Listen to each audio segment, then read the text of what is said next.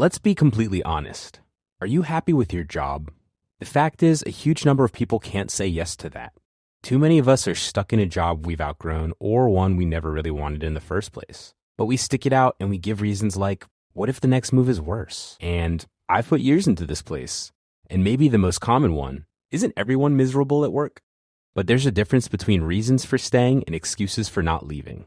It's time to get unstuck. It's time for strawberry.me. They match you with a certified career coach who helps you get from where you are to where you want to be, either at your existing job or by helping you find a new one. Your coach helps clarify your goals, creates a plan, and keeps you accountable along the way. Go to strawberry.me/career and get 50% off your first coaching session. That's strawberry.me/career.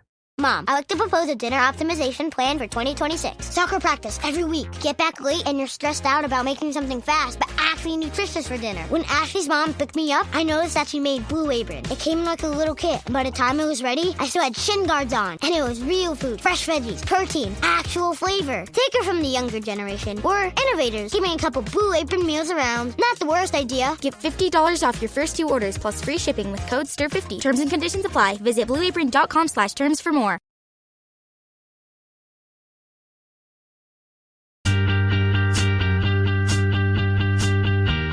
Oh, it's a goal. Who got the assist? Who got the assist?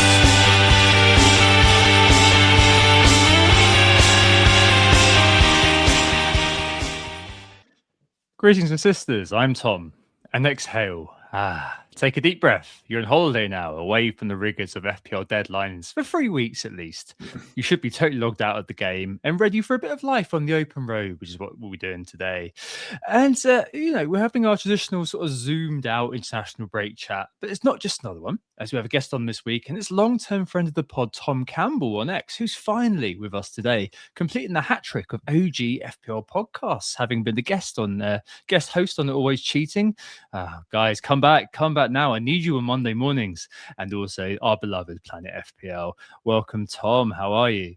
Oh, mate, it's my pleasure to finally be here. I can't believe it's taken me this long to coerce you into getting me onto the show, but it's going really well. Thank you, mate, and great to meet you as well, Sam. I've been listening to your content throughout the season as well and enjoying it. So thank you for having me on, guys. Mate, it's an absolute pleasure. I actually can't believe this is your first time on Who Got the Assist. It feels like you've done it multiple times. The amount of times I've heard you on other things and seen you in the community, it's a bit of a pinch me moment to actually be able to talk to you person to person. So really looking forward to this one. Me too, man. And Tom mentioned at the start of the show that we should be chilling out. We should be thinking about other things and maybe taking a step back from FPL, but not today. And although we've got a 3-week break, I've immediately dived into playing FPL Traitors instead, which I don't know if you guys have heard of, but it is already consuming my entire life. So that's a good bit of fun. I just can't get away from FPL World. I just can't get enough of it. Anyway, we are Who Got the Assist. On today's agenda, like Tom said, we're going to do a bit of a zoomed out pod. Less of a structure than we would normally have, I suppose. But those of you who have been listening, watching the pod for a while now will know what these are like. We've got some excellent data gathered by, I think both Toms actually. I've done very little work on that behalf that I'm sure you'll all enjoy. And we'll catch up with Tom, the latter Tom, first to see how his season has gone so far. We'll do our personal game week reviews in a week or two's time when we get Zoom back in. But I think it's worth having a look at yours, Tom, since you'll be on the pod this week especially. We're also going to look at the 200 club. So who do we think are most likely to achieve it so far this season? No one has hit it yet, but we're getting pretty close for a few. So who are the runners and riders there? And of course, a special mention to a certain someone who tends to live in the 200 club year after year, but has announced that he'll be leaving the league at the end of the season. Luckily, just before we started recording, that is, of course, Mo Salah. So we'll be having a word on him and what he's done for FPL over the last few years. We'll have a look at the state of the game this year. I mentioned Tom's put some data together. It is excellent data, by the way. I'm really looking forward to him going through that later on the points distribution. And there are some quite shocking realizations that he's found that hopefully we'll be able to do justice later on in the show. And then obviously, finally, we'll be taking a very, very tentative look at the possible wildcards that we could be playing in a week or two's time as we bring ourselves back to the reality of FPL once more. So it is Tuesday, the 24th of March. Please do not do anything with your FPL teams for the next couple of weeks until the FA Cup is decided. That is a word of warning. You're obviously free to do whatever you like, but we would advise against it. Anyway, on to the proper show. Tom, we're going to start off with your team. How's your season going so far? And walk us through game week 31 briefly as well. Yeah, I mean, relatively catastrophic. It's although having said that, so Tom mentioned that I found myself guesting on James and Tudge podcast on Planet FPL this season. I've been on there a few times, and looking back, that hosting duty coincided with my lowest rank of the season. So I don't know whether or not there's something in that, and they've turned my fortunes around. But I was in the dizzying heights of like 5.6 million at that point in game week 10. Found myself now sort of I don't even know if you could call it relative respectability in the top 500k. Probably not.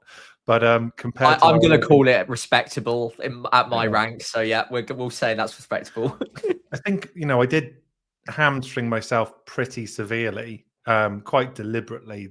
So I very nearly didn't play this season. Just sort of, I don't know about you guys, if you ever, doesn't sound like you've experienced FPL fatigue, Sam, from how you just described, but I certainly did and have done. So almost didn't play, but I decided, sort of got coerced into it and ended up playing. But I sort of thought, well, how could I avoid the feeling of ambivalence that sort of I found pretty pervasive last season?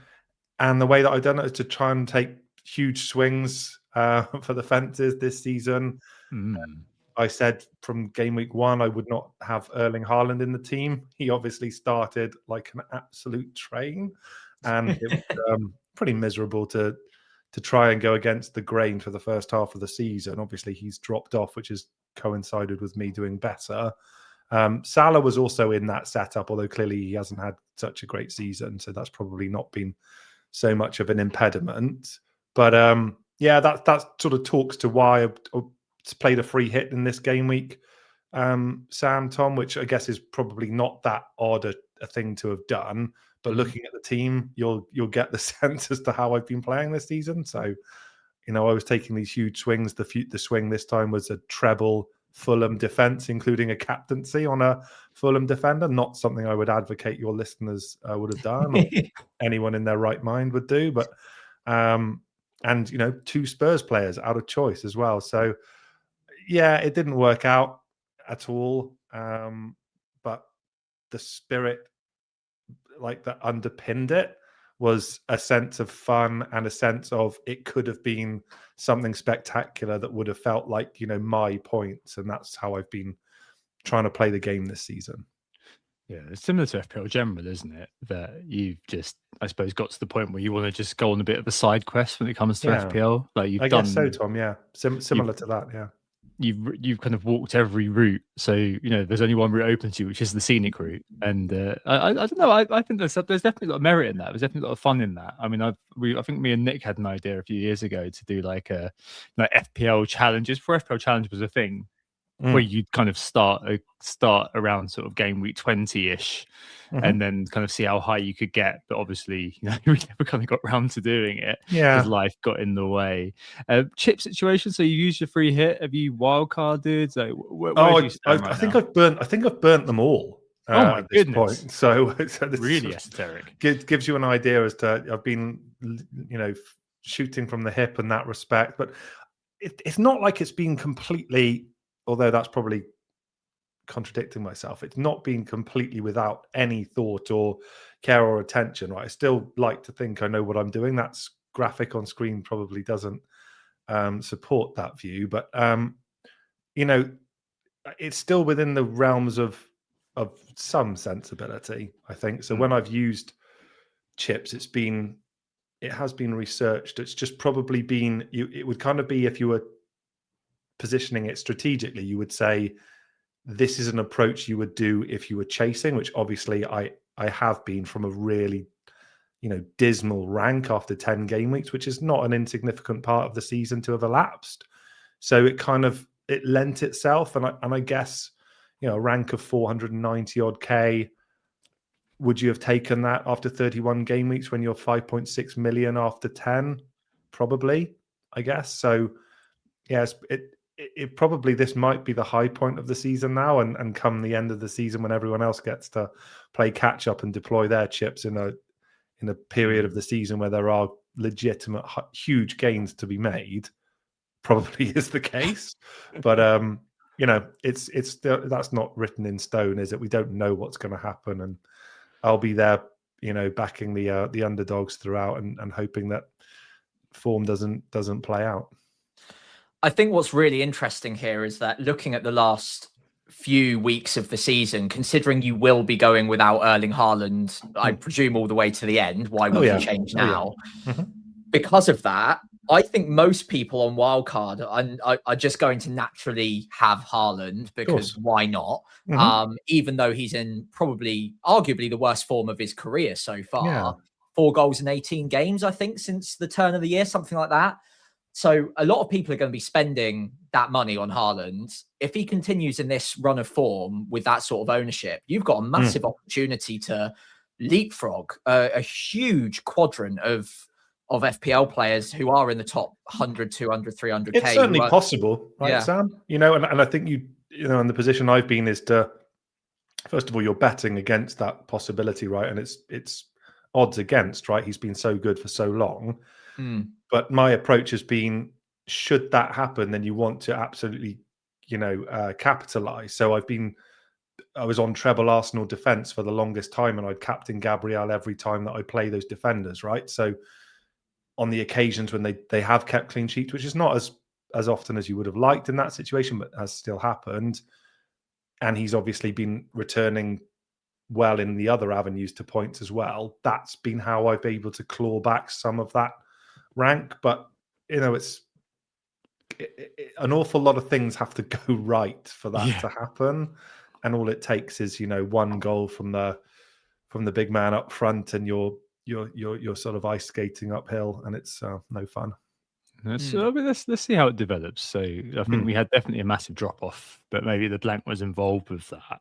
And things might change. You said that Salah's also in the no-go zone for you. Yeah, he at the beginning of the season, or prior to game week 1, right? So it was the two big guys. Tom, I said, no, I don't think they're bad picks. That's not what I'm saying. It's not like I'm thinking I've cracked the game. It's the opposite, actually. I was like, actually, if you were playing sensibly, you'd at the beginning of the season, I think I would have gone for 2. I certainly would have gone for 1. And I just sort of thought, you know what? How can I do with those 2 players not part of the game? And this is the answer so far. So it's it's not good at all, right? I'm not sitting here and saying to your viewers and listeners that I've worked this out with a rank of 491K and 31 weeks in and all of the chips gone. Like that's not something I'll be putting on my headstone, right? But it's been quite fun to try and navigate and see whether or not I can remain true to that, particularly in the early going when it was kind of brutal every week to just be sinking further and further down. Yeah, I mean, it'd be interesting to see how you and the FPL General do map out. Sorry, Sam, you say something. No, I'm equally interested. And the only other question I had for you at the moment is, do you have any early plans on what you might do next season? Obviously, without Salah in the game anymore, are you planning on doubling down and going again without Haaland? Or no. What I'd like to think. So, I mean, not to get like too much into my personal life, but it's dovetailed a little bit with, I'm a relatively new dad as well. And just like I was so ingrained in the game, content creation for Fantasy Football Fix, making my own videos, research and that type of thing, that it just wasn't I wasn't able to give that amount of care and attention to the game that I'd become completely familiar with doing. And it wasn't an overhead, it was a labor of love that you guys will, I'm sure, completely relate to. But when that ability is taken away from you because of something that's, more important than that, then you know what I mean? I just sort of felt like if I couldn't do that, then how could I still keep the game, enjoyable and challenging, but not need to so much of an investment of time? So it was probably my way, a mechanism of keeping myself included with FPL without having to devote the amount of time that previously I had done. So if that gets better over the next season or two, Sam, Tom, then I'd like to think that I'll just go back to playing the game in the way that I've always done. And you've had pretty good success over many seasons, some shockers in there like most people have, but I like to think I still know what I'm doing. Yeah, no. All right. Well, speaking of that, so you've mentioned that you're a new dad. I've got a baby on the way. Well, but I don't personally. I do have a bit of a belly on me at the moment, but my partner's. I've got to mention my partner's very heavily pregnant. So the reason Tom is also on here too is just to say that for a little while, I think in basically next month. So baby's due on the 1st of May. I'm going to have a couple of weeks off, and Tom hopefully, but Tom's partner is also when we first talked about the possibility of me helping out, it was like, yeah, mate, definitely, of course. And then I sort of let the side down because my other half is like going to follow suit a few weeks later. So we'll do what we can. Guys, honestly, it's poor planning. Andy Martin would be very disappointed in you both. You say it's poor planning, Sam, but it does coincide with the World Cup for my parental leave. So I'd argue good point. I revoke my accusation. That's a very good point. That's a very good point. I'm going a little bit early, unfortunately. But yeah, obviously, that's a kind of small. But yeah, man, congratulations again. It's and to you too. But yeah, congrats to you both. Yes, I'm not leaving the pod. We'll be here. So next year, I'm not going to do a Tom. I'll still play it properly. But I've got to make 10 seasons, haven't I? But yeah, it might be the end of an era for me drinking a lot of beer during the pod. That's for sure. I'm going to go cold turkey and go sober for a while, albeit slow down a lot anyways. I'm getting old too, can't put it away like I used to. But yeah, that's it. So in a couple of weeks, probably kind of all throughout April, we're in the danger zone, but yeah, definitely by kind of May time, which is obviously not great for FPL. Damn it, fertility! You have let me down once more. I'd kid. I wish I could be more like Sam, more like Tom. Planning my wedding or planning my my birth of my child around the season a bit better. But yeah, I think it would just be a couple of weeks in the 30s. Anyway, to the end of from the end of a bit of a meh era to more of an interesting one. Mo Salah, literally. Probably a couple of hours before we were going to come on, posted a video saying that it's the start of his farewell. Liverpool themselves have said that he wants to let the fans know now, so they could there'll be no speculation, all this sort of thing. And I was a bit emotional, I said to you guys when I was watching the farewell video. Maybe it was me as an empathetic modern man, but I was like, oh my goodness, why am I feeling this way? I think maybe because he's been ever present throughout WGTA, throughout my time on FPL when I've been doing WGTA. He's always been there. I mean, 200 clubs in every season, but this one. And even though I've been a bit perhaps disparaging this year, I may have said that he's washed last week. It has always been in jest. I cannot respect this guy enough. The best FPL asset of all time. The only thing that I did when I saw that he was leaving was I looked up game week 38. Who are Liverpool playing? Where are they playing? Game week 38, Brentford home. I think we're all going to have him, and I think it might be one last captaincy. We'll see what happens, but hey, but yeah, it feels like a massive moment, doesn't it? I genuinely, even though I'm not connected to Liverpool in any way, I definitely kind of felt something within me, not in my gonads, but something within me, elsewhere. And yeah, it feels a bit sad, doesn't it, Sam? Yeah, I mean, it does. We use these words flippantly in today's society, but it does feel like a little bit of an end of an era in the Premier League without him in it, especially because we're FPL managers. And I think we're more impacted by what he's done for Liverpool than the average football fan is, because it actually ties to us getting a lot of FPL points. So we're more aware of every single goal, every single assist. But the numbers speak for themselves. Even if we take the FPL out of the equation, he's put up ridiculous outputs for Liverpool since joining. And I think we all had not even that high expectation. I was going to say relatively high, but I think that might be over egging it a little bit. When he came to Liverpool, there were doubters. No one really knew how good he'd be. He wasn't all that at Chelsea. Obviously went off to Roma and did a good job there, but no one was expecting this. I mean, what he's done over the last, decade odd has been nothing short of ridiculous. And Liverpool fans will be talking about him for generations to come, I'm sure. He will be a Premier League great. The numbers speak for themselves. FPL wise, I think he's the best there's ever been, right? He's got to be, surely. I mean, you're not going to get an argument from me, Sam. I think there's the longevity aspect. There's obviously been players who've had outstanding seasons, sort of back-to-back seasons, but we were briefly reflecting, weren't we, on in prelim when we were preparing, looking at the numbers, just the numbers that the guys accrued since joining Liverpool, and it's just a kind of outstanding period of sustained excellence over, like you say, almost 10 years. And I think we worked out that points on average per game every season since and including 2017 is over 6, and more often than not over 7 and twice over 8, and that's every single game. It's ridiculous. So in terms of a reliable option that you could stick the armband on, home or away, big game, small game, it made no difference. And yeah, it's absolutely, I think, written into FPL folklore, and it will take some beating to take that crown you've just bestowed on him, Sam. To be honest, I don't see it happening anytime soon. No. I mean, Haaland's off to a good start, but for a striker to take those sort of numbers, and even Haaland has struggled to reach them with the goal scoring record he's had. I think the fact that Salah is a midfielder, is registered as a midfielder in the game as well, just makes those totals all the less likely to be beaten, because even a player that is able to score 30 goals as a forward in FPL is unlikely to hit those highs.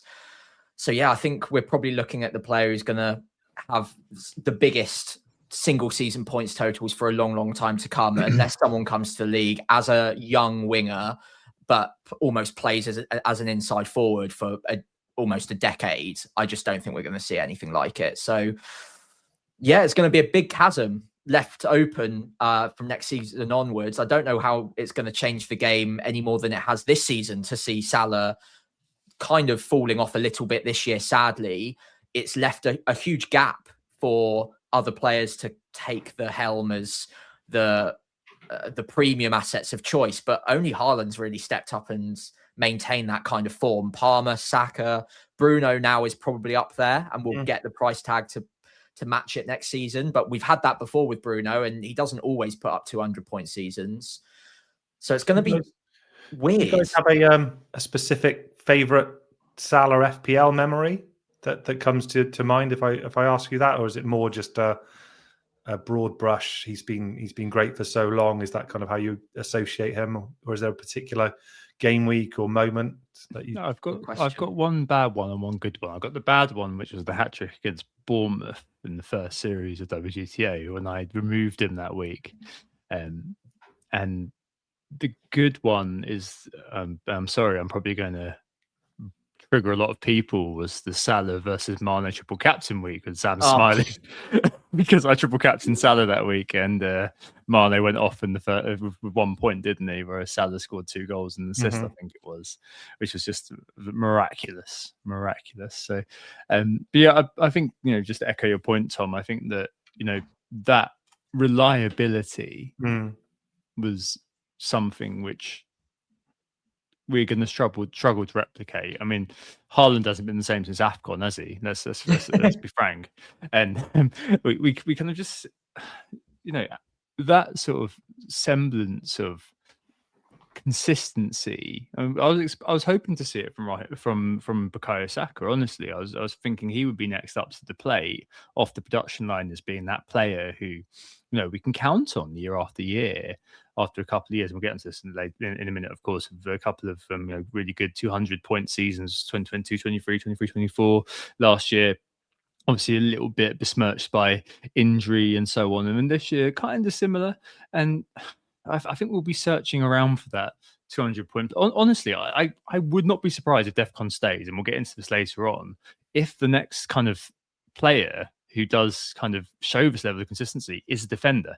I wouldn't be surprised if, we found a defender, Gabriel's replacement or Saliba's replacement or something like that at a club like Arsenal, or whenever there's a dynastic coach at a big club who are going to be defensively sound, that's where we might find a defender, depending on play style, of course, that may do that. So if Van Dijk was 10 years younger, he might be the one who I'd be saying, it might end up being kind of his game from now on. But yeah, I mean, it has been a hell of a ride. And, even in those down years, the floor wasn't particularly small, was it? I mean, he's not going to make it this year, I don't think, the 200 club. Let's be fair. I mean, it's 97 points. I don't think he's going to do it. But even in years like 23, 24, when he was being written off, I think kind of 2 or 3 years after he first joined the league, I think he kind of got 230-ish. And it was still the case of, he still managed to just, get over 20, almost 30 attacking returns in 1 year. And just incredible resilience, I think. And I think that's what will be missed a lot. That kind of, that resilience and that consistency, Sam. Almost like a safety net, wasn't it? Sorry, Sam. Just in terms of if you weren't sure what to do, it was never a bad option to put the armband on him and go with him. And it wasn't a case of that feels like an unlikely occurrence. It wasn't. Hat trick away at Old Trafford, and it springs to mind. Like it didn't seem to really matter. If you weren't sure, then it was always a more than reasonable option to back him. Yeah. It was just a never doubt Mo. Whenever there was a question mark over any game week, you could always fall back on him to net 7+ points a week, no matter what the opposition was. And we're going to miss that because even Haaland hasn't really got that consistency. Next season, even this season so far, I think that's where a lot of managers have struggled, because there's been that void of consistency that I think Bruno's starting to get a little bit more of, but it won't be on the same level of output as Salah because they're not the same type of player. So we'll miss him. Interesting to see where he goes next. I think there's already speculation as to where that will be, but it won't be the Premier League, and FPL will be all the worse for it.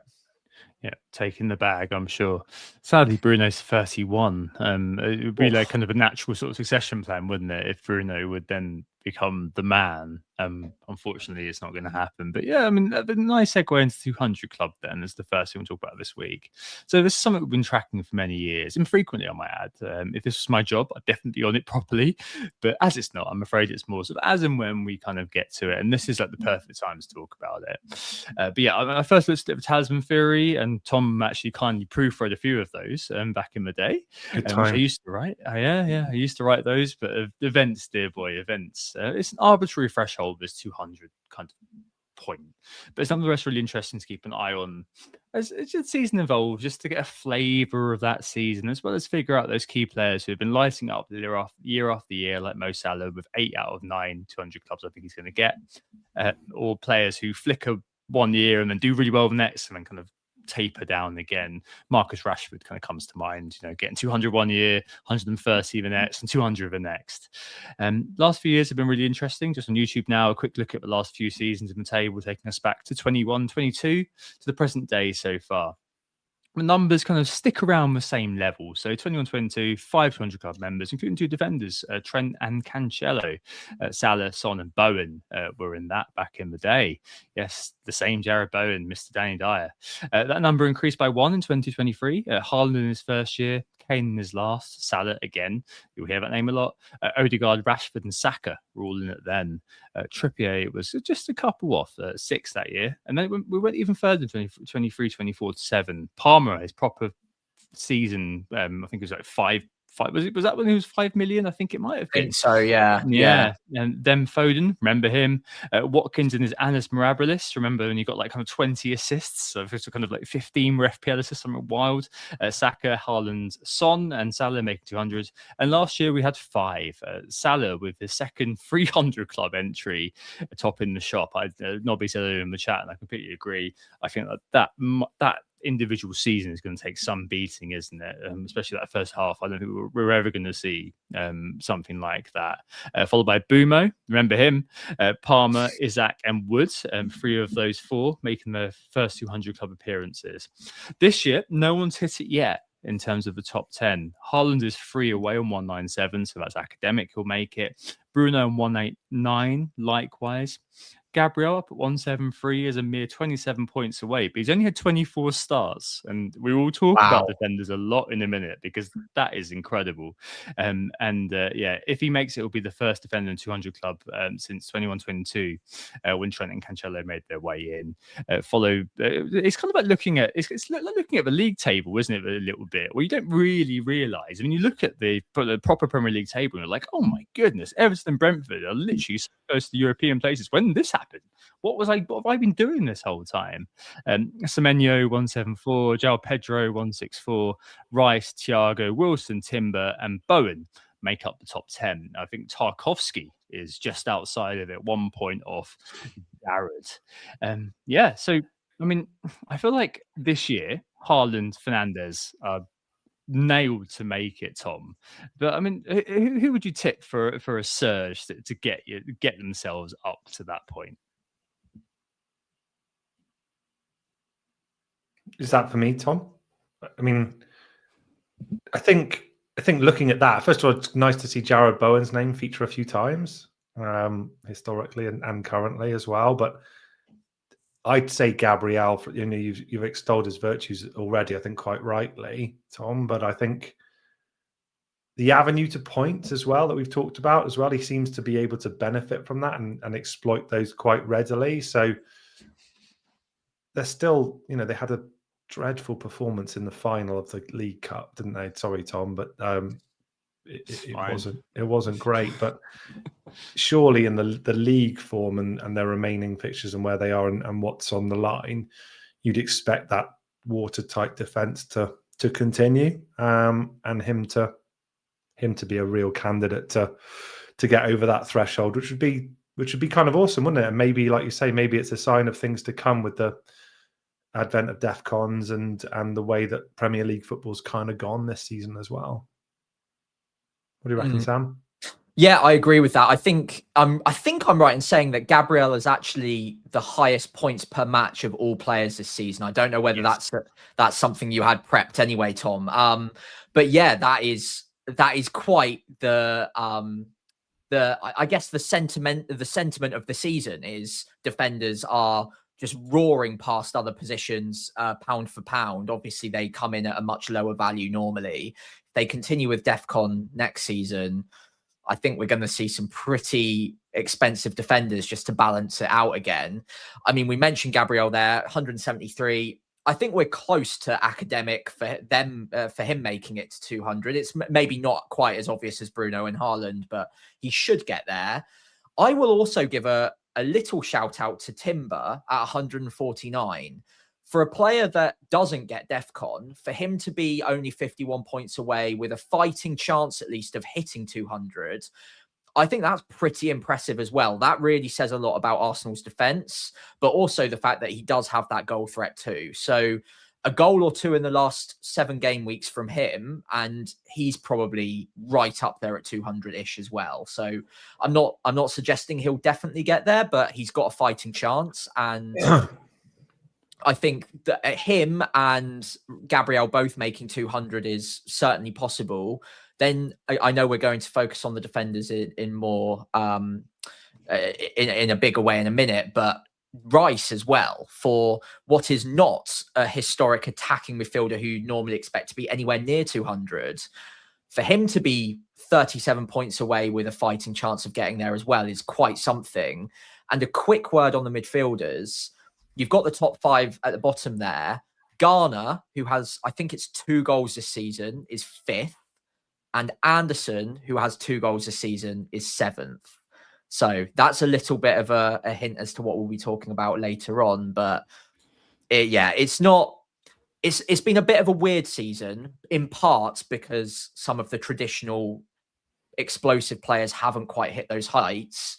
But also you've got some of the cheaper ones, and Casemiro's not far behind Anderson either, by the way, all competing at a much lower price because they've got that additional route to points. Harry Wilson would be an interesting one, wouldn't it? He averages, I think it's just looking now, it's over 5 points per game.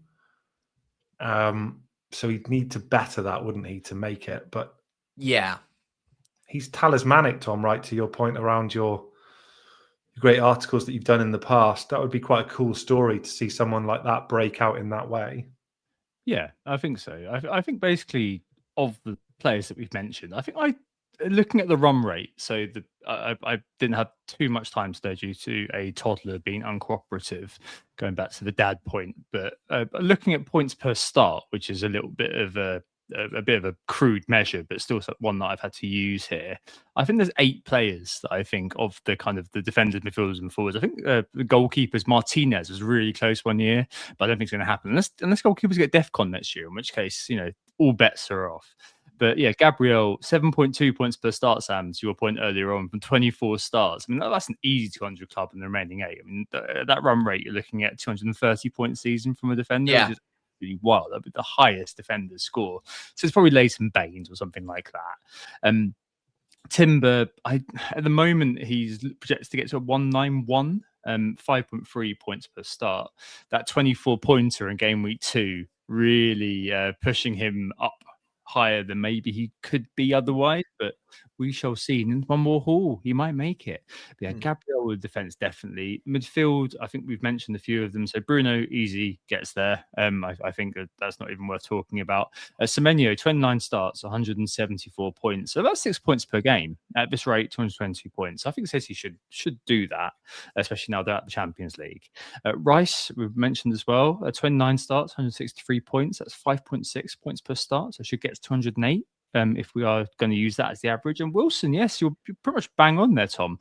27 starts, 152 points. So that's 5.6 points per start. Basically, he'll end up at bang on 200 if he continues at the rate he's at. But we would need maybe one big haul in there to make it work. And I know that Fulham's end of the season isn't particularly great.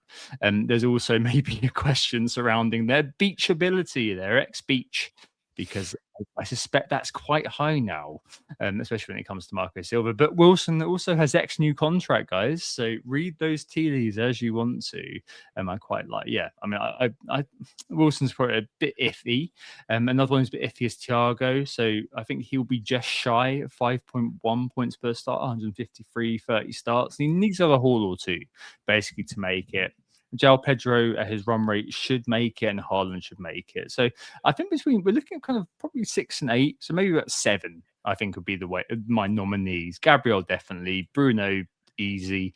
Semenyo, Rice, and one of Wilson and Thiago. João Pedro, probably, and Haaland, definitely. It's only 3 points off.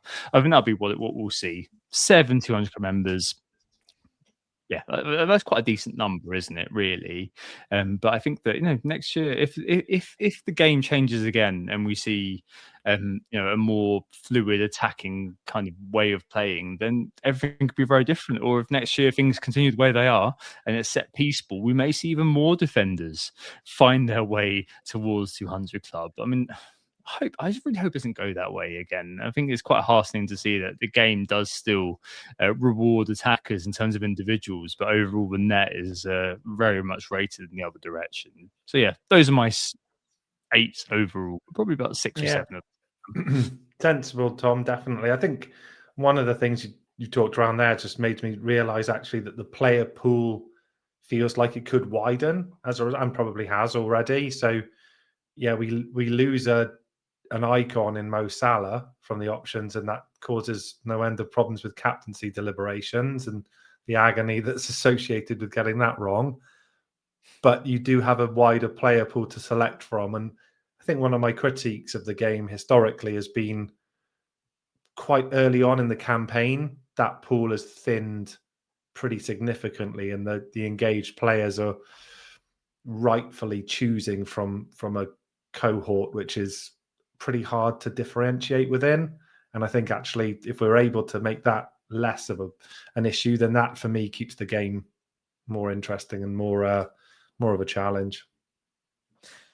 Absolutely agreed. And I think obviously we're going to come on in the next section to where the points are coming from. That's going to be really interesting. But one thing that we should probably note is that although there has been a rise in the defenders and the DefCons for the midfielders as well, I don't think that's all FPL's fault either. I think the idea of bringing that into the game was not necessarily a terrible one. It's just come in at the exact wrong moment for where the Premier League's at. I think even if you remove FPL from the debate, most people watching the Premier League this season would just know that, yeah, DefCon's going to be a bit higher. Games are a bit more stodgy. There's a lot more set piece threats from teams. And obviously you get DefCon from defending set pieces quite regularly. So I think those two things have coincided to make it quite a stodgy season, alongside the fact that a lot of the premiums and a lot of the more explosive players have kind of not been at their best, let's say, for whatever reason. Sometimes it's injury, sometimes it's just the team themselves isn't working around them in the way that it used to. And sometimes it's because the players are losing their legs a little bit and might be getting a bit past their peak, i.e. Mo Salah potentially. So hopefully we get a few players reaching their peak in the next couple of seasons and we revert back to the norm with exciting Premier League football, because then I think maybe it redresses that balance again once more. Mm-hmm. Yeah, good observation, Sam, as well. It's been such an interesting campaign in that respect, hasn't it, with the stylistic change and what that's meant and how that's then impacted FPL undergoing this really seismic change, right, in terms of how the points are accrued to for those two completely distinct things to coexist. It feels a bit unfortunate, but I don't know. I don't know whether or not you guys are in favor of the DefCon introduction as conceptually, put aside the style that the Prem's ended up. But well, Tom, is this a good segue to the next section? And we'll discuss that as well. Let's do this then. So who got the points? Interesting state of the nation for the FPL situation. So it's probably the most interesting thing I've ever found in my FPL analysis career. It's been 9 years of messing around with the data in this game. I honestly couldn't believe it. Basically, I was short on time today, or I'd have gone further back. But I'm going to assume this is the same for years past as an educated guess. I looked at this year, last year, and the year before in terms of the total picture of points scored across goalkeepers, defenders, midfielders, and forwards. I grabbed the total points per position, and for the last couple of years, I adjusted the points. So I multiplied it by 789 to give us the correct number to reflect what things might look like at game week 30. All of which was designed to see how points distribution for this year looks amongst the four positions, especially with the introduction of DefCon. And honestly, DefCon has made a massive difference. I can't overstate this enough. The chart's on YouTube. But goalkeepers, around the same as last year's, 2087 or so right now, within 90 points of the year. That's fine. That's margin of error. Midfielders have scored more, about 600 more, in fact, than last year, 900 more than the year before. DefCon has made an impact there, but the threshold's a tiny bit higher. And forwards are scoring more than 24-25, but less than 23-24. I think that's kind of an allowable change in what we're seeing. But defenders, it's absolutely insane. The total points scored for defenders right now is 9,862. That's a big number. That doesn't mean very much. But the last couple of years, by my working, on average, and it wouldn't be too different if I did adjust it and look at it properly, we're looking at about 7,200 or so points at this time. In fact, in terms of totals, defenders normally get, by game week 38, around 9,200 points or so. So we're looking at a game changer here. At this point in the season, so game week 30, defenders have outscored the points they scored in the last two seasons at the end by about 600 points. DefCons for defenders have made things pretty wild. Like, we've seen a downturn in defensive scores for the last few years, and it felt like this was a way of correcting that a little bit. But as we've kind of correctly pointed out a minute ago, the fact is that it was introduced at almost a completely wrong time, because things have changed massively. To break it down a little more, right now there are 29 defenders and over 100 points. It's pure insanity. 29 defenders have scored 3,500 or so points altogether. 120 points on average for defenders scoring over 100 plus. This is game week 31. Last year, at game week 38, we had defenders who were averaging 120 at the same 24-25. DefCon has completely changed the game. This injection of a new way of scoring points has elevated defenders above and beyond anything we've ever seen before. I mean, naturally, there's some flux in terms of defensive returns as they were, and we maybe could attribute, set piece ball as meat wall ball as being the way that defensive numbers have gone up and down. You had outliers as well in the past, like Trent and Cancelo, as we saw a minute ago, more attacking returns. But the introduction of DefCons has completely upset the apple cart and changed the way in which the game should be viewed. I mean, 600 points sounds a lot, basically, in terms of the difference between the total at the end of the season and now. But put it this way, over 30 weeks, that's an extra 20 points per week for defenders, which equals, if we're putting it down to one factor, 10 defenders getting DefCon per week. I did like a little kind of random sample a little while ago and looked through week by week. FPL, annoyingly, you can look through, you can tally it up, but it only actually details the number of DefCons, a bit like goalkeeper saves that someone's actually got, rather than telling you if they've scored points for that week. But normally you're looking at kind of 17, 18, 19 defenders actually making it. Actually, no, it's about 13 or 14. So the run rate is actually really high for DefCons. And like 1 week doesn't sound like that much, right? You've got kind of, if 13 defenders get DefCon, that's an extra sort of 26 points towards defender overall pool. But the cumulative difference that DefCon has wrought is absolutely huge. Like, it's massively increased defender scoring output. Nowhere near mids yet, but they have become basically like ridiculous in terms of value more than anything else. So the price, we mentioned Gabriel's points per start earlier on, but in terms of the value of a player, so if you take away things like if you take away all sorts of things and just look at their kind of their price versus their output, defensive value has just gone through the roof because of the introduction of DefCon, effectively. And it's just changed the way that FPL points are scored, basically. I don't know if it can stay this way, because I think 2 points per game, with the threshold being at 10, is having a seismic effect on the profile. Tom. I think I don't think it can. I don't think it can stay that way. That's the thing, Tom. I think it can. I think what they could do is maybe either flip it, so you get 12. Defenders need 12, because 10 feels a bit too easy for defenders, especially in set piece ball times. I think that they need to either have tiers like they do with saves, where 10, 15, 20, then you get more points, or you cap it, you get one extra point. Because at the moment, I'm not saying this is a good or bad thing. This is a good or bad thing. I'm not sure about that. I want to hear your views on it.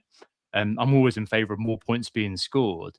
But if you look at kind of just the raw change at this point of the season in terms of points scored, it's seismic, isn't it? And I can't find the words to describe it other than saying DefCon has completely changed the game in terms of how the points are kind of attributed across the board.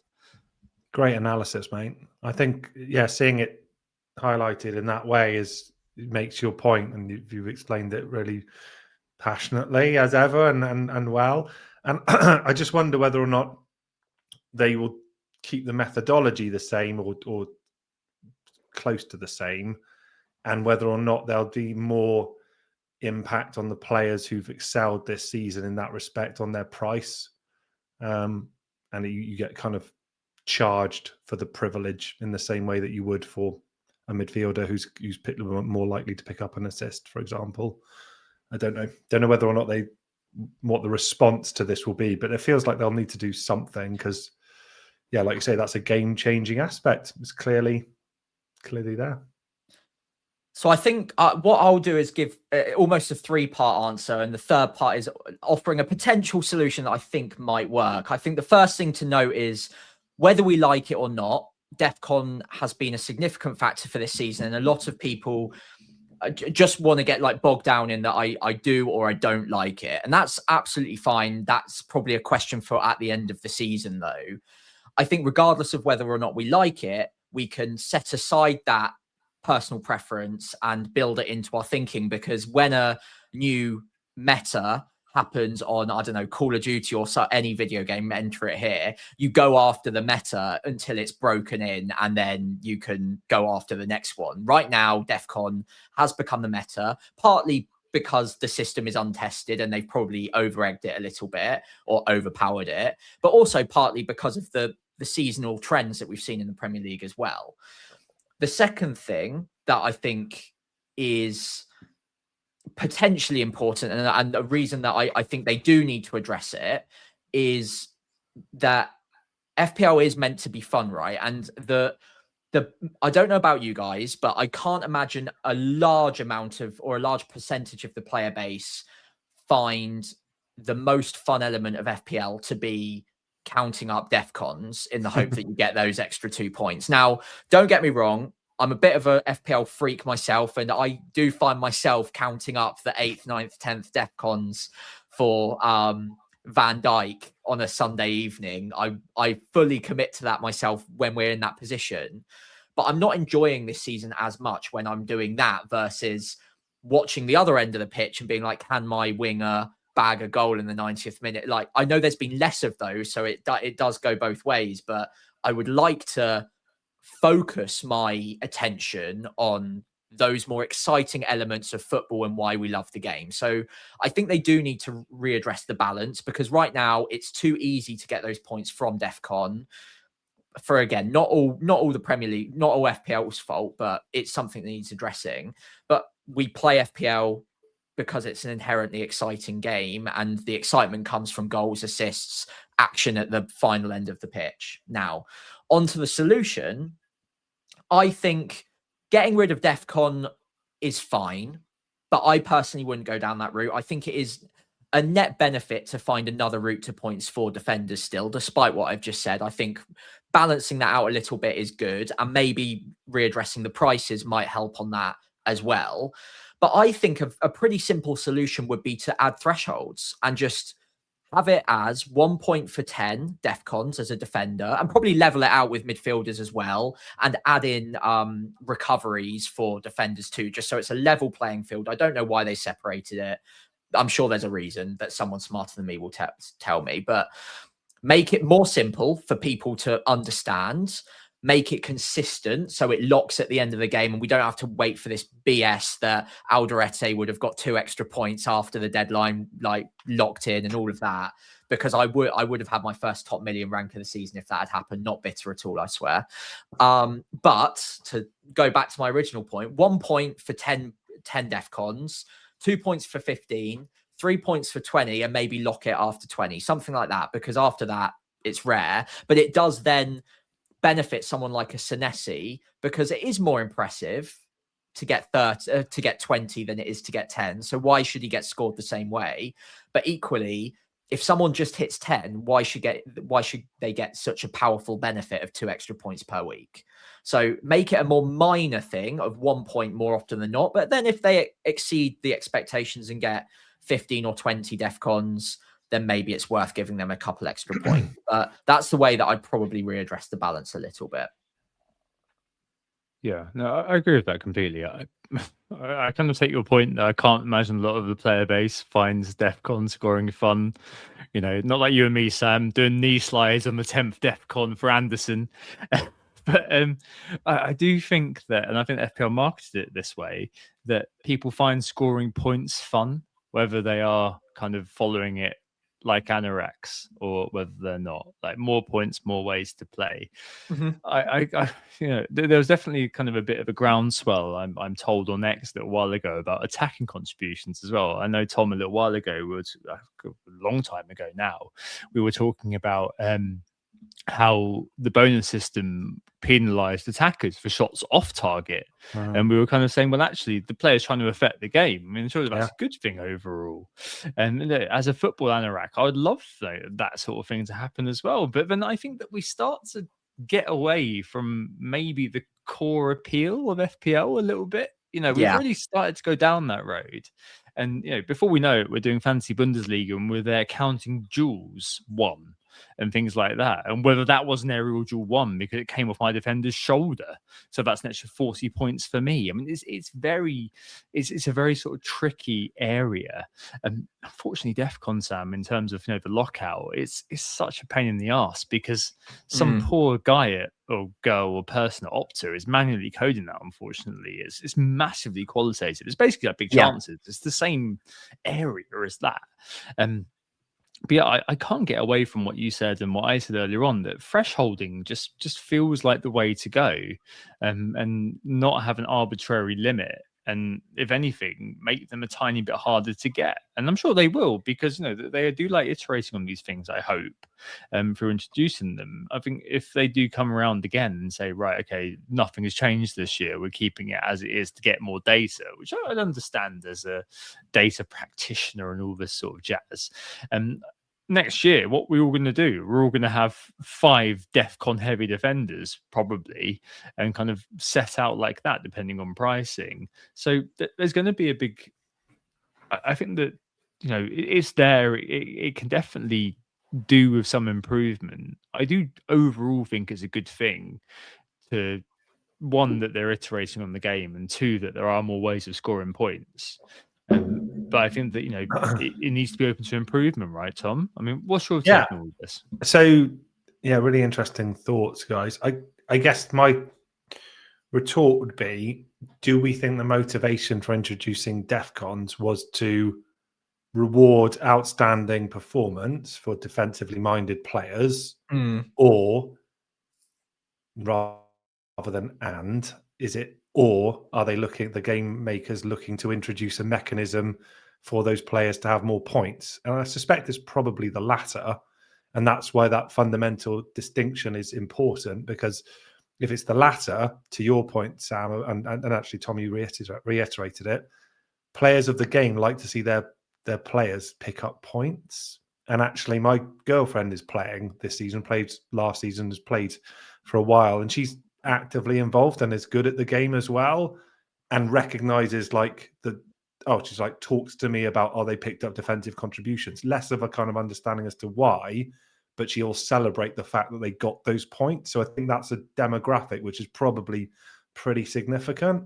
So if the motivation is around, increasing the player pool and making sure that those players can have avenues to points, then probably wouldn't support the changes you guys are advocating for. But if they are looking for rewarding an inherently outstanding defensive display, then that would be a sensible way of doing it. Like you guys have said, increase the thresholds a little bit and make the top achievement of that difficult to achieve. And you would only get that way. You'd, having watched that game, conclude that Senesi, Van Dijk, Gabriel, not Mavropanos, sadly, has played outstandingly well. Yeah, I think that's a very good point. I think, just to play devil's advocate on almost myself as well, I think Alex Volo, some of you will be aware of him on X, fantastic graphic designer, does my thumbnails. He's raised a very good point previously that DefCon doesn't necessarily highlight good defensive displays, which is something that I've started to notice more and more, that actually, although out of the two, Gabriel versus Saliba, Gabriel's the one who picks up more DefCons, it's probably Saliba that is the more competent defender. So, Tom, please feel free to come in here. But no, just right, because you're clearing the ball or intercepting the ball more often doesn't necessarily strictly correlate with, or it's not a causation tie to great defending. Obviously, the two can overlap and they can correlate, but one does not equal the other necessarily. And I wonder if it's like an imperfect way of rewarding good defenders. So yeah, just a point I wanted to raise almost to counter my own argument earlier on. I wonder what you guys think.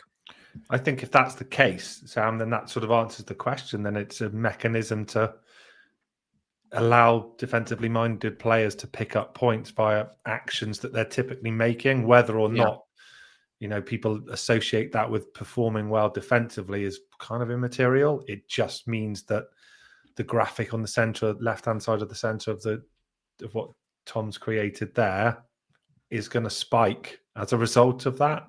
Look, personally, I'm for it. I think it's great to have a new group of players who are likely to pick up more points at the end of the season. Yeah, next season, like you say, Tom, the template will converge on a group who are DefCon monsters, but that will deviate pretty quickly after the beginning of the season when we all throw our teams out of the window because a million things have changed.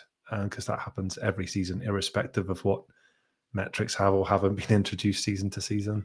Yeah, no, I know what you mean. I think that to Sam's point about Saliba versus Gabriel, the problem is that like basically a lot of things need to be tangible in the data. I think to you know, Ian Graham, who's the who was the director of research at Liverpool, wrote a book called How to Win the Premier League.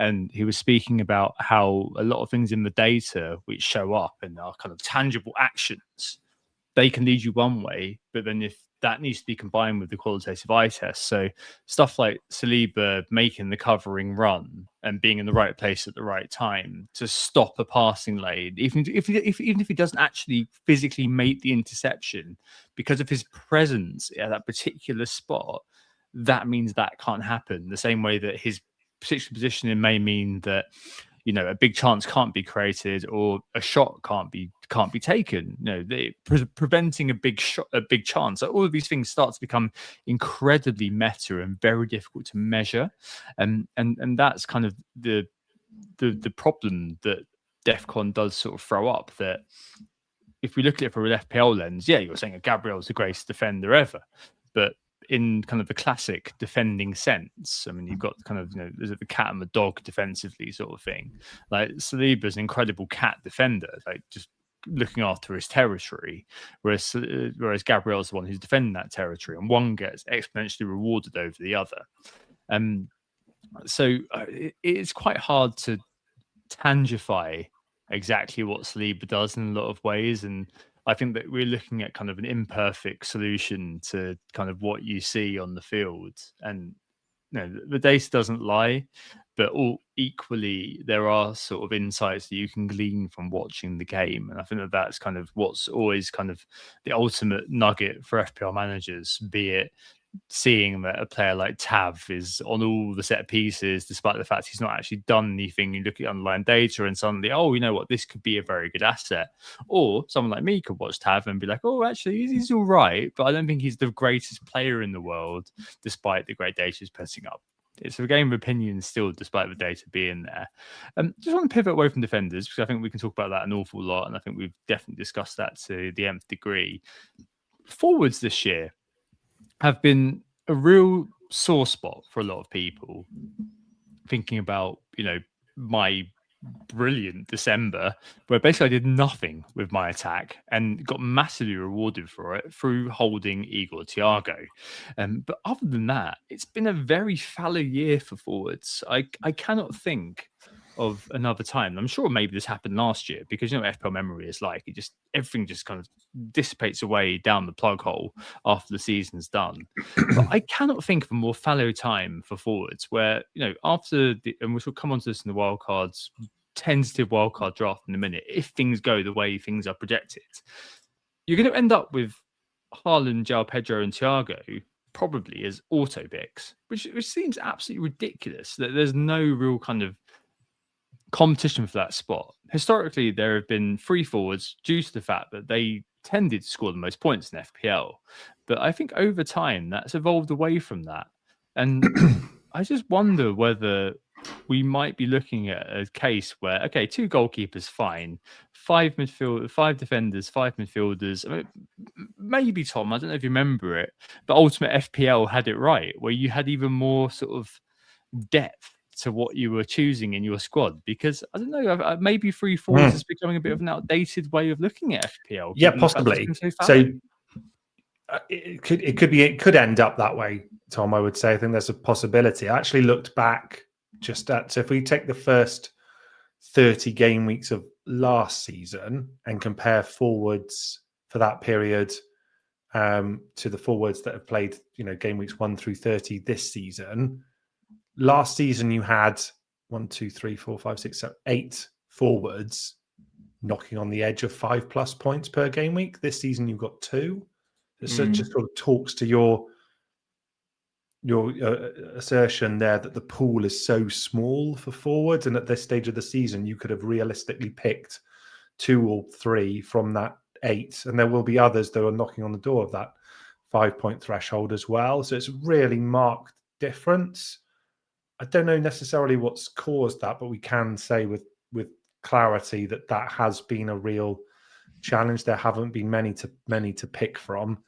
Does it lend itself to a formation shift? Yeah, probably does. I think the halcyon days of 3-4-3 and forget about anything else mightn't necessarily be applicable, right, to what we'll see the game manifesting ongoing as a result of the DefCons and the drop off on the forwards would be my thought. Yeah, and FPL Antiques in the chat mentioned a very good point that obviously we've had injuries to a lot of the key forwards. So Isaac, Wissa, Solanke, Ekatike, I'm sure the list will go on. We've probably forgotten a few, but have all been injured for stretches this season. Yeah. The other thing I'll mention is, again, reverting back to the meta discussion around the Premier League, the FPL was kind of designed in a time where 2 forward structures were much more popular in teams. So going with a 4-4-2 was much more of a regular occurrence for a lot of teams. And usually, even if it was a 4-3-3 with 2 wide forward, 3 up top, but 2 wide forwards, those wingers would be classified as midfielders. That centre forward used to be just the guy. There was no like second forward that was like almost as good and they could easily take minutes. But now, with the amount of competitions that teams are playing in, the amounts on the line and the amount of money floating around in the game, almost all of the top half Premier League teams have a 1 striker system with 2 wide players more often than not.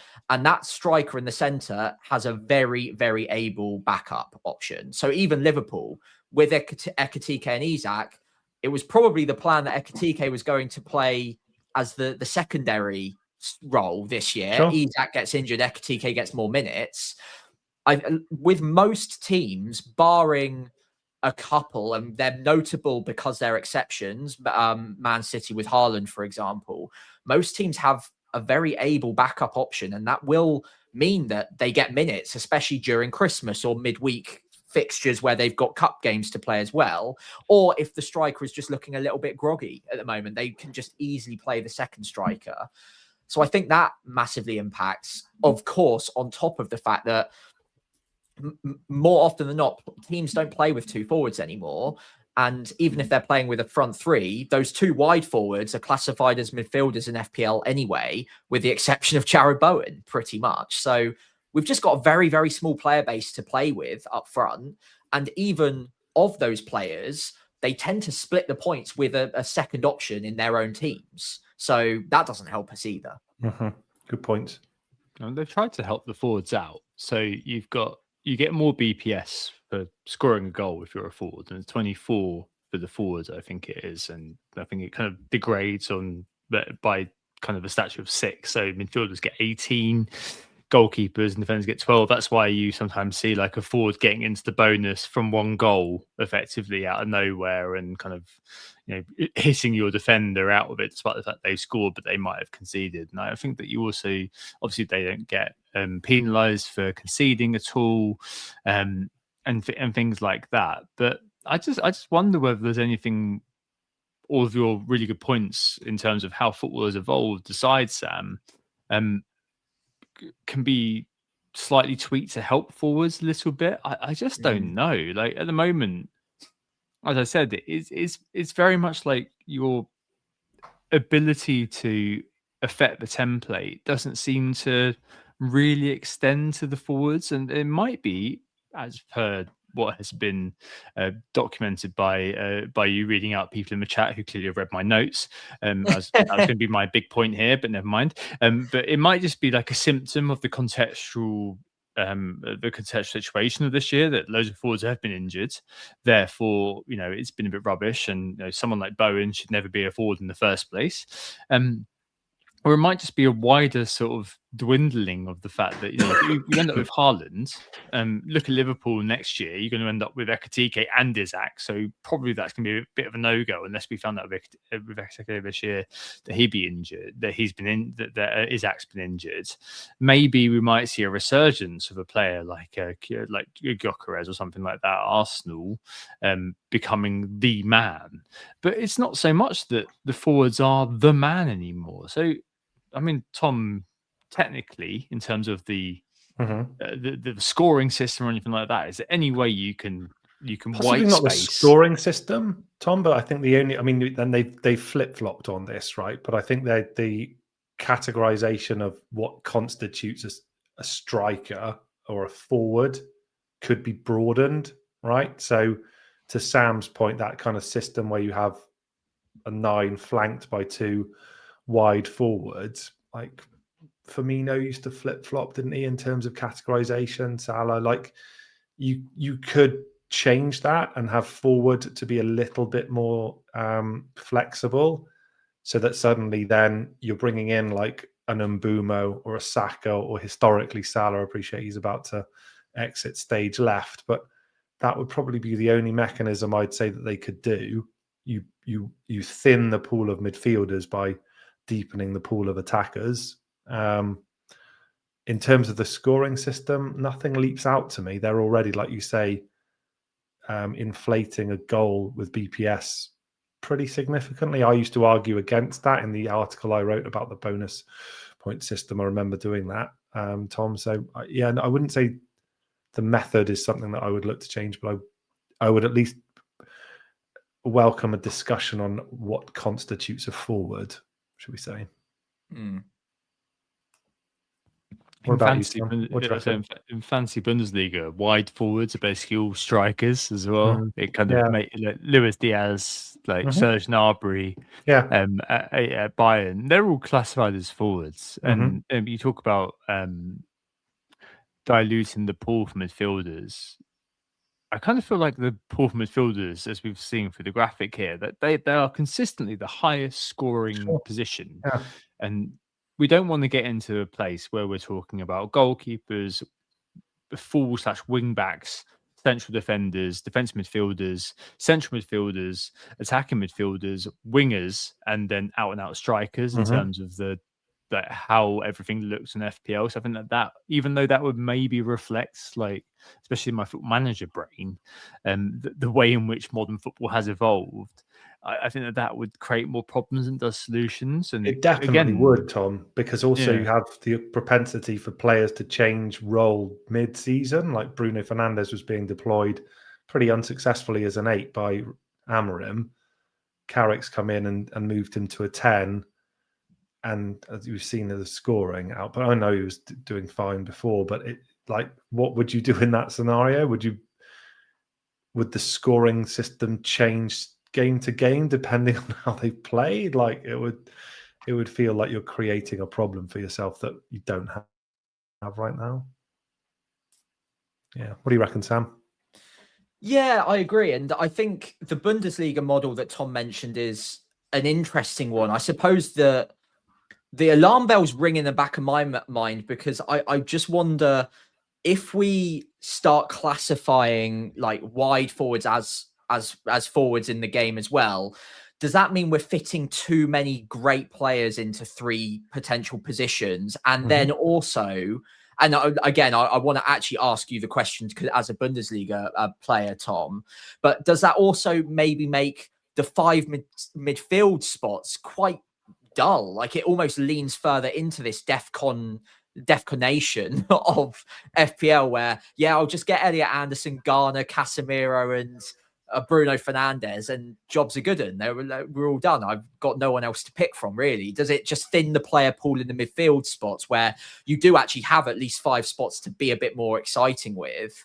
Does it just thin it out too much? Because if next season you've got like all of those wide forwards as forwards in FPL, would we ever even pick like a Tavernier or a Wilson or an Umbermo or a Cunha? Like, so many great, exciting players probably just get dismissed because there just aren't enough slots to put them into. And one of those forward slots will go to Haaland for most of the season for most people. And then if there's another striker in form, like, will it all just become a bit too obvious and template if we throw them all that's a really into good point. roles? I mean, it's good conversation in the chat as well, isn't there, as to whether or not it's right to have forwards get less points for scoring than equivalent positions, which has been a reality of the game forever. Yeah. I get the argument, right, in terms of they should be getting more chances, so you could weight it that way. But would that solve it, Tom? Would you say to some parity there of the actual number of points one gets for scoring, just level it off? I don't know. I kind of wonder whether, like, I know that we kind of like the intellectual sort of coherence of it being like an actual football formation. And I think that sort of limits forwards a little bit, almost. That and the fact that a lot of the wide forwards aren't actually kind of derived as forwards. I mean, fantasy Bundesliga, I mean, there's one answer to that question, and that is Harold Kane Esquire, who's in every single team for obvious reasons. He scores a goal every single week. Shove in a couple of others, and I think you have the same problem as FPL, where it's really obvious where your equivalent to the captain is going to go. I kind of, because the numbers aren't that high, that's why kind of the overall scores aren't very high year after year. I'm just after basically trying to figure out whether this year has just been a bit of a symptom of the fact that you've had loads of injuries amongst the forwards. And last year, Sam and I, at the very, very end of last season, were singing the praises of Johan Wissa, for example, as being kind of our favourite player and a nominee. Massive number of non-pen XG, massive number of non-pen goals, a nominee for Player of the Year, and then suddenly this year, non-entity out of nowhere. Him and Isaac obviously falling off the face of a cliff, linked with all the other players that you mentioned there, Sam, from kind of what's been mentioned in the chat. I don't know. Maybe this year has just been a year. Could be, couldn't it? With the forwards, a bit of non-entity. Some of the other names, Tom, as well. You mentioned Wissa there. Just mentioned the ones who, after the equivalent amount of time had elapsed last season, you had Wood, Havertz, Nicholas Jackson, Mateta, Watkins. They were all batting kind of 4.8 or above points per game after that period. Whereas this season, like I say, you've got 2 who are up over that threshold. So it could just be a symptom of players that you would have expected to have been in that group simply not having been on the pitch enough because they've not been healthy.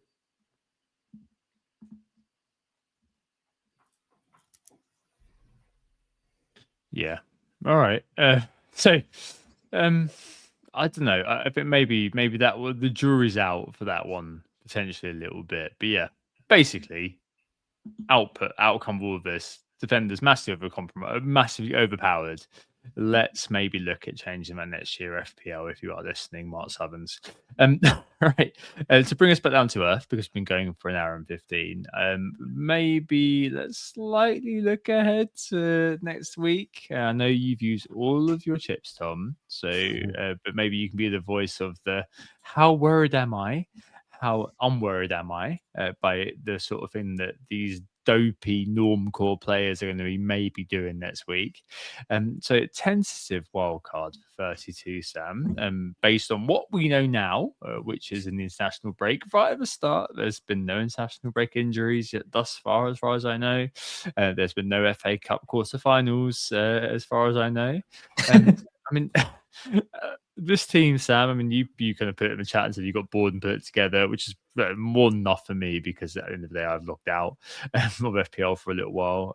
But I mean, it did look very, very kind of on point for what I suspect. I'm not calling you basic. I think this is kind of very, very clearly what a lot of people will be looking at for the team setup. Yeah. I mean, talk us through it. Yeah, I mean, look, it is so early to be thinking about this, but because I'm a very, very sad man, I couldn't help myself. So on my lunch break, I put one together as to what my wild card could look like if all of the most likely scenarios happen with all of the FA Cup results, and then the doubles fall where they are most likely to then fall because they could go into other places, some less likely than others. So even this scenario, which would be Arsenal win, Chelsea win, Man City win, and the final game doesn't actually impact game week 33 at all. It just stays in game week 34. In that scenario, I'd be targeting Arsenal, who would double, Man City, who double, Brighton, who double, Newcastle, who would double, Burnley as well, creep in there, who would double. But it's quite hard to know that for sure because some of those teams likely won't make it through to the FA Cup semi-final, or if they do, it might not end up in game week 33. So here's where we are at right now.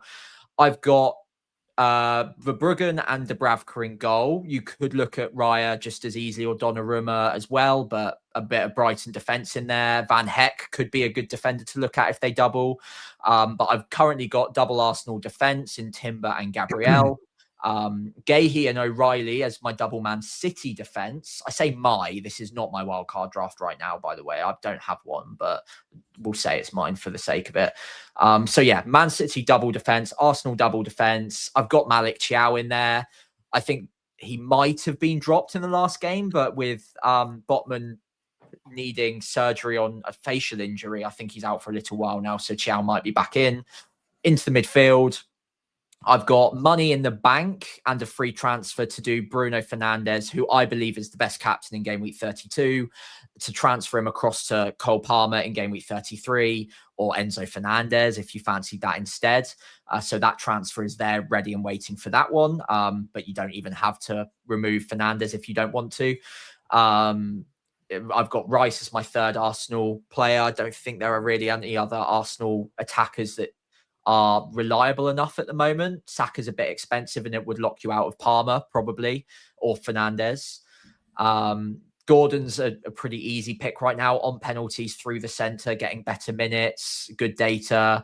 I've got our boy Jadon Anthony as the Burnley attacker, mainly to make this all affordable rather than any specific preference on him. You could also look at Fleming up front to make it affordable if you fancied. I've got a Brighton midfielder. I've gone with Gross, but you could look at Vifa. You could look at Hinchelwood. Could look at Minte, Mitoma maybe.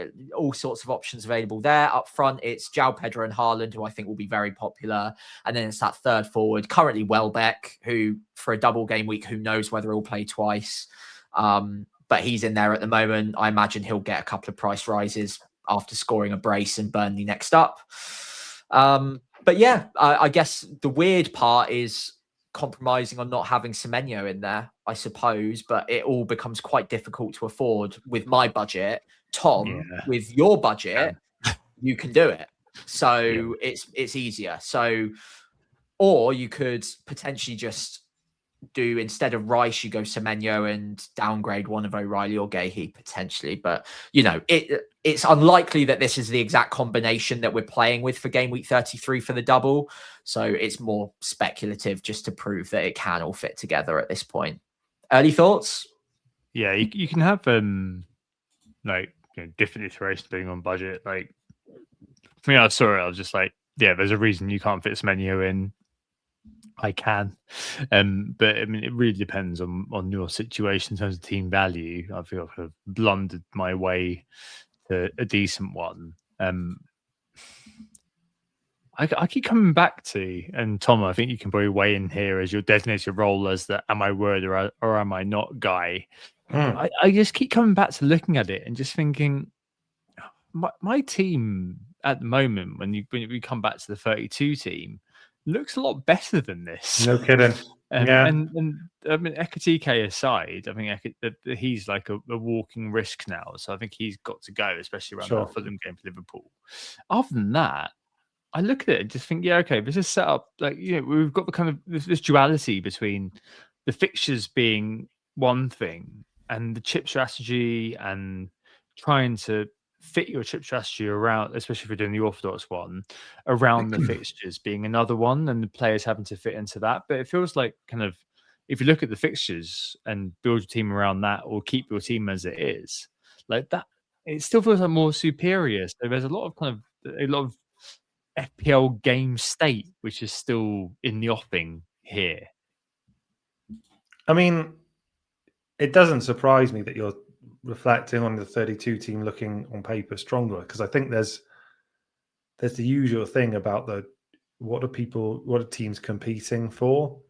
Sam, I would be tempted, if I were you, to just take Haaland out. Come and join me.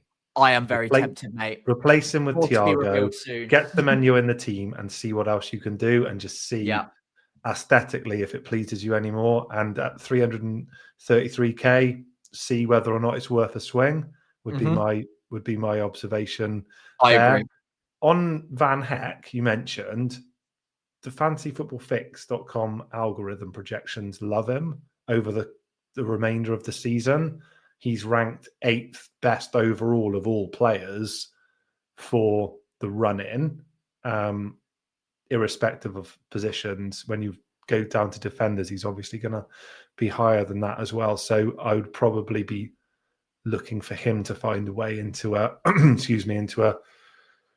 into a wildcard team rather than for Bruggen as well. But those are my thoughts too, Tom. I think that the way that teams are set up, like for someone who's just used a free hit, I'm looking at my squad now and it's like, it looks fine. It's got some international break flags, which I'm not sweating particularly, but that would probably be my advice. I think there comes a point in a season, doesn't there, Sam, where if you've got a goal of whatever it might be, top 50k, 100k, whatever it might be, there comes a point. I'm not saying we're there right now, but there comes a point where there's got to be a gamble taken, and that's purely manager call as to when that will be.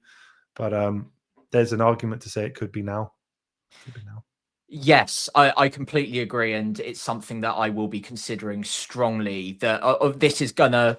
I was keen to say this isn't my wildcard draft. This is more like what I think the crowd is like generally going to be looking at, and like you say, Semenyo will be very popular. People are in the chat are saying, "Can you afford to go without Semenyo?" I would actually look at his points return since coming to Man City. He's been returning a lot of goals and assists, not really massively hauled as much as you might expect. So just something to note there. And that's off of very good minutes so far. So I don't think he's quite as essential as people might have you think. But with that being noted, Haaland is also in awful form, much worse than Semenyo's, and is much more expensive. So actually, the argument would be, well, if you're going to go against one of them, it probably makes more sense to go against Haaland, given current form, save the money. And then, like you say, you can make those upgrades elsewhere and have a bit more fun. So rather than a Jadon Anthony at 5 million or a Gross at 5.5, you might be able to do Fernandes and Palmer, or maybe you could have a bit of fun with Saka, for instance, or something just very, very differential that over the last 31 weeks hasn't worked out so well. But if you're chasing, like I said at the top of the pod, I think Haaland's 4 goals in 18 games now. So if you think that continues, it's worth taking that on. It's something I'm strongly considering. The other, I suppose, again, I always like playing devil's advocate, is I wonder if we're having those thoughts right now, and I'm at 330 odd K. There's obviously a lot of people not happy with their rank yet. I also wonder if there's a case of he who blinks first might get wrecked on this one, because he is, at the end of the day, Haaland is still Haaland. He'll probably have a little bit of a rest. Pep's not an idiot. He always finds a solution to get the best out of him eventually. I wonder if everyone blinks and moves away from him just in time for his ownership to lower enough that if he does come back to form, it would still get me the benefit I require. And maybe the gamble is going against Semenyo, who, as I stated, he's scoring loads of goals and assists, but his actual returns in terms of points are not that box office. Like, they're good, but you'd expect more considering the actual output he has had in goals and assists. So I wonder if, considering his ownership, maybe that's the one to go against as the differential. But again, I'm just playing both sides of the argument at the moment. I haven't actually figured out anything. I'll be watching on with interest to see which side of the fence you come down on. Yeah. I'm a coward, Tom. That's the thing you have to remember. I'm not sure it's fear. I think it's completely sensible. It's logical. I don't think you should label it as fear, Sam, at all. I mean, I think if you go against Haaland, you're almost, in my head, is like, I know I'm expecting him to do great because he's amazing, he's an amazing striker and an amazing team. But I'm trying to work out a way that the alternatives offset that. And the way that I'd be trying to do that would be like 3 Arsenal at the back, right? And a captaincy on one of them, for example, and say, would a hat trick there for Erling Haaland beat out a Gabriel goal and a clean sheet when the other two also get clean sheet? Maybe not, right? So that's how I'm trying to creatively think about it. But look, I'm sitting here with a rank of 1 million. $500,000. It's not like it's going great for me. I don't know. I think that the latter wild card is, I think, a good time to swing for the fences. I think you're right. I think, gambles, tactical gambles, or bets need to be placed on certain things happening in the last 7 or 8 game weeks. And the same way, I guess, that you bet on Haaland and Salah to not be that great this season. Well, you got 50% of that very, very right. And you might end this season with both of those things being correct. And you're limiting the choices you make by doing that. And it actually is just can this particular gamble pay off? And over 7 or 8 game weeks, it can. So I should definitely say I was definitely not predicting that they would have bad seasons. Maybe Salah, I expected a bit of a dip. Not really. I still expected him to reach 200 because we talked at length, didn't we, that he always does, right?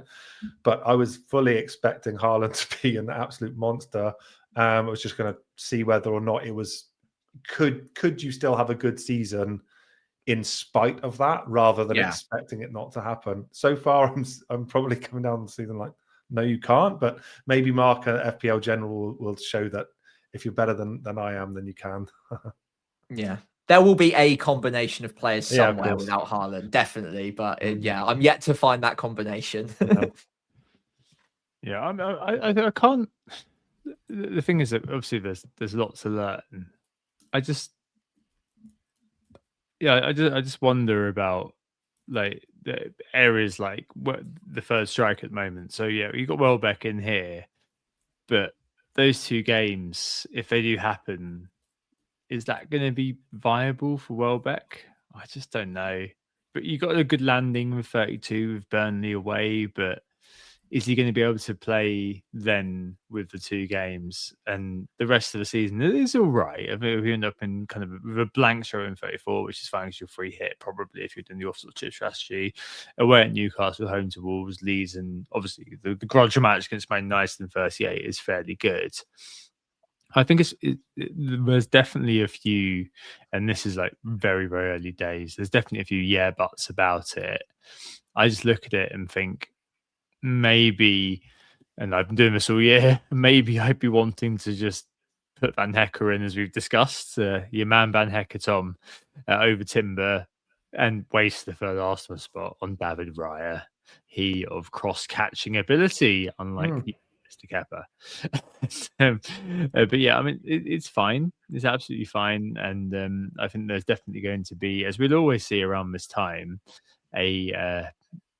people basically corralling around one particular setup. And I think kind of just away from the specifics of this, I just wonder from your perspective, Tom, as being kind of a bit more objective about it, if you were still playing FPL kind of without sensibly, playing it, yeah, sensibly, but playing it, as not playing for fun, but more still playing for points.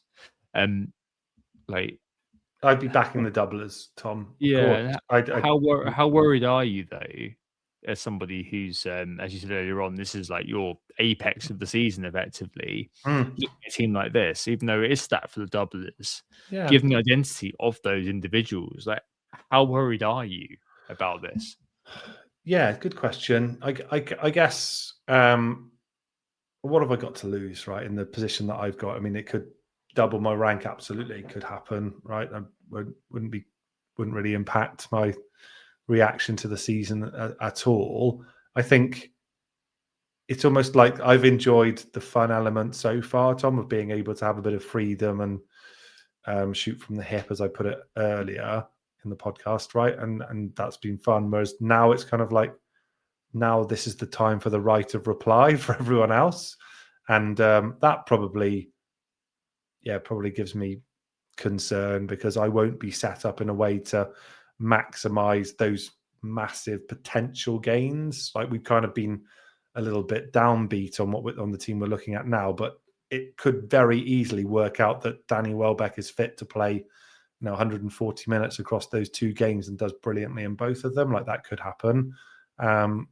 Similarly, Declan Rice could have one of his spikes as well. Like, these things are absolutely possible. Some would say even probable, right? You're kind of backing the form and the fixtures there, whereas I won't be able to do that. So yeah, it's, I wouldn't say it's behind the sofa time, Tom, but it's probably a period in the season where I'm expecting to lose ground because I've not been able to orchestrate the team in the way that I would normally have been able to do so to maximize that possibility. Yeah, that's definitely fair enough. I think it's definitely because it's so protean at the moment, we just simply don't know. I mean, that's when it starts to, become a bit of one of the exercises, which is quite good for bringing everyone down to earth and ending this very interesting kind of road trip through FPL this year. Been fun. Yeah, no, definitely. I think that's everything, isn't it, Sam? I think so for this week. We've got a lot yet to discover over the next couple of weeks, don't we? But I think in the meantime, the international break will do us all the world of good, and we don't have to get bogged down in the specifics of that wild card too much just yet. There's plenty of time for that in a couple of weeks, when I'm sure the overthinking will creep in. But for now, it has been an absolute pleasure. Thank you all so much for listening and for watching. We have been Who Got the Assist. Before I do our regular @ and handles and all of that, Tom, where can we find you on the social channels?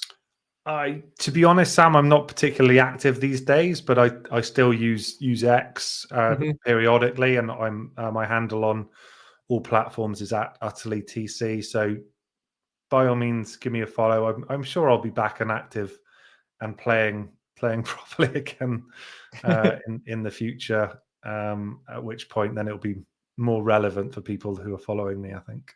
Yeah, you heard the man. Go follow him at utterlytc, and he promises to tweet at least 1,000 times a day from now on, I've heard. So all good there. As I mentioned, as I always mention, in fact, our social handles are Blue Sky, Who Got the Assist, all written out one word. FPL Pricey for me on there. On X, it is WGTA_FPL. FPL Pricey on there for me. And on YouTube, it is Who Got the Assist, all written out one word. And again, I'm FPL Pricey on there. If you did enjoy the pod, please do consider giving us a following on the social channels, giving the pod a 5-star rating wherever you're listening. And of course, if you could leave a like, hit subscribe on YouTube where I was about to say wherever you're watching, if you're watching on YouTube, that would be very, very helpful indeed. All of those things do massively help us out. Tom, thank you so much for joining. It's been an absolute pleasure, and I look forward to talking to you again very, very soon. Thank you, mate. No, really enjoyed it. Thanks for having me on at long last, and hopefully the guys and girls watching and listening have enjoyed it. I certainly have. Lovely. Well, thanks, Tom. Thanks so much, Sam, as well. Always great to see you, and we'll be back in a couple of weeks. Tom, recommend giving Blue Sky a whirl. People are very nice on there. It's well worth I'll be having a there. look at. If you'd like to have the old school FPL community feel, that's the place to go. And anyway, we hope we assist you get a picture of this wacky season. I hope we've given you something interesting to think about as we head into national break. We'll be off next week, the 31st of March, so we'll be off for a little while. We'll return on the 7th of April to preview Game Week 32, maybe with wildcards active in hand. And yeah, hopefully we'll see Tom again soon when my baby comes, but we will see what happens. Either way, we'll see you next Tuesday week. Oh, it's a goal. Who got the assist?